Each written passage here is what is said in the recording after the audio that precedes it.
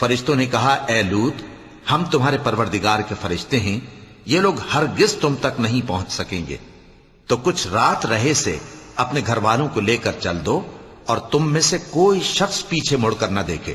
مگر تمہاری بیوی کے جو آفت ان پر پڑنے والی ہے وہی اس پر بھی پڑے گی۔ ان کے عذاب کے وعدے کا وقت صبح ہے،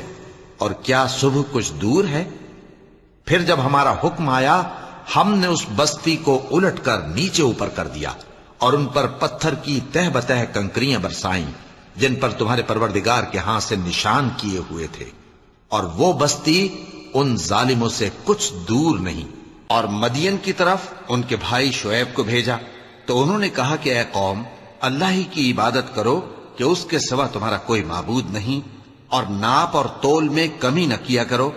میں تو تم کو آسودہ حال دیکھتا ہوں، اور اگر تم ایمان نہ لاؤ گے تو مجھے تمہارے بارے میں ایک ایسے دن کے عذاب کا خوف ہے جو تم کو گھیر کر رہے گا۔ اور اے میری قوم، ناپ اور تول انصاف کے ساتھ پوری پوری کیا کرو، اور لوگوں کو ان کی چیزیں کم نہ دیا کرو، اور زمین میں خرابی کرتے نہ پھرو،